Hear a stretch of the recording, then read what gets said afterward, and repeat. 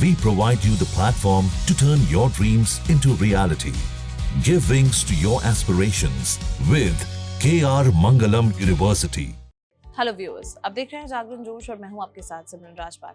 इस वीडियो में हम बात करेंगे एक बहुत ही महत्वपूर्ण कानून की, the immigrants expulsion from Assam act 1950। ये एक्ट जो 1 मार्च 1950 को लागू हुआ, असम से कुछ इमिग्रेंट्स को बाहर निकालने के लिए बनाया गया था। इस एक्ट में टोटल 7 सेक्शंस थे, जिनमें से कुछ अब रिपील हो चुके हैं। चलिए इस एक्ट की प्रोविजंस को डिटेल में समझते हैं। सेक्शन 1 इस एक्ट का शॉर्ट टाइटल और एक्सटेंट बताता है। इसका नाम the immigrants expulsion from Assam act 1950 है और ये पूरे इंडिया पर लागू होता है, ना कि सिर्फ असम पर। अब आते हैं सेक्शन 2 पर, जो सेंट्रल गवर्नमेंट को खास इमिग्रेंट्स को निकालने का अधिकार देता है। अगर सेंट्रल गवर्नमेंट को लगता है कि कोई व्यक्ति या लोगों का ग्रुप जो आमतौर पर इंडिया के बाहर रहता है, वो चाहे इस एक्ट के लागू होने से पहले हो या बाद में, असम में आया है और उनका असम में आना इंडिया की जनता के लिए हितों में नहीं है या असम में किसी शेड्यूल्ड ट्राइब के लिए नुकसान दे रहा है, तो सेंट्रल गवर्नमेंट ऑर्डर दे सकती है उन्हें बाहर निकालने की। इस ऑर्डर में गवर्नमेंट ऐसे व्यक्ति या ग्रुप को इंडिया या असम से स्पेसिफाइड टाइम और रूट से हटाने का निर्देश दे सकती है और उनके हटाने के संबंध में अन्य आवश्यक निर्देश भी दे सकती है। सेक्शन 2 में एक इम्पॉर्टेंट प्रोविजो भी है। इस प्रोविजो के अनुसार ये एक्ट उन लोगों पर लागू नहीं होता जो सिविल डिस्टर्बेंसेस या उनके डर से जो पाकिस्तान का हिस्सा हैं, वहां से डिस्प्लेस हुए हैं या अपनी जगह छोड़कर असम में रह रहे हैं। यानी पार्टीशन के दौरान पाकिस्तान से आए लोगों को इस एक्ट से छूट दी गई है, अगर वो असम में सेटल हुए थे। सेक्शन 3 पावर्स की डेलीगेशन की बात करता है।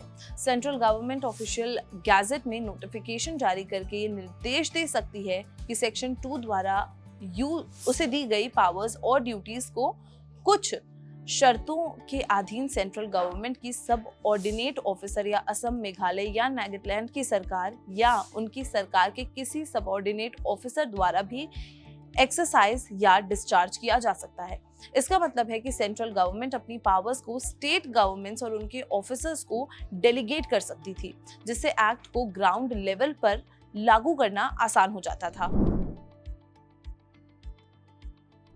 सेक्शन 4 कहता है कि एक्ट के प्रोविजंस के अनुसार कोई भी अथॉरिटी जिसे कोई पावर एक्सरसाइज करने का अधिकार दिया गया है, वो एक्ट में एक्सप्लिसिटली प्रोवाइड किए गए अन्य एक्शंस के अलावा ऐसे कदम भी उठा सकती है और इतना फोर्स का इस्तेमाल कर सकती है जिसे वो अपनी पावर को इफेक्टिवली एक्सरसाइज करने के लिए रीजनेबली नेसेसरी समझती है। यानी ऑर्डर्स को लागू करने के लिए जरूरी कदम और बल के प्रयोग की अनुमति है।